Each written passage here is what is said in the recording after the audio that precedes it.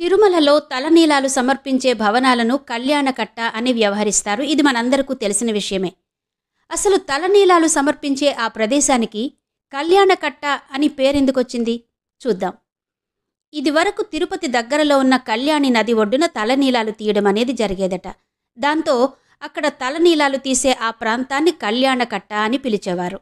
అయితే ఎంతోమంది భక్తులు తిరుపతి రావడం, వారంతా తలనీలాలు సమర్పించడంతో ఆ తీయబడిన జుట్టు నది చుట్టుపక్కల పడి అసహ్యంగా ఉండేదట. మొక్కల పెరుగుదలకు ఆటంకంగా మారేదట. కాలుష్య కారణాల వలన ఆ తరువాతి కాలంలో అది తిరుమల కొండపైకి మార్చబడింది. అలా తలనీలాలు తీసే ప్రదేశాన్ని కళ్యాణకట్టగా పిలవడం స్థిరపడిపోయింది.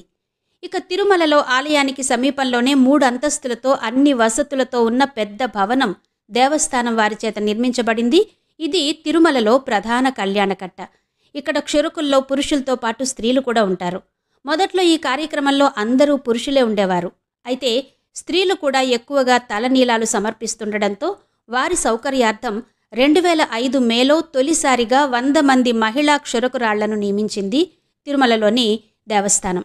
తిరుమలలోని ప్రధాన కళ్యాణకట్టలో 500 మందికి పైగా క్షురకులు 3 విడతలుగా భక్తుల సౌకర్యార్థం 24 గంటలు పనిచేస్తూ ఉంటారు.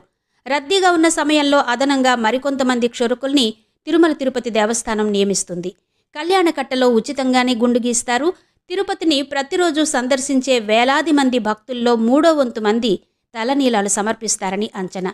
తల వెంట్రుకల అమ్మకం ద్వారా దేవస్థానానికి ప్రతి ఏటా 25 కోట్ల రూపాయల పైగానే ఆదాయం సమకూరుతుందని లెక్కలు చెప్తున్నాయి.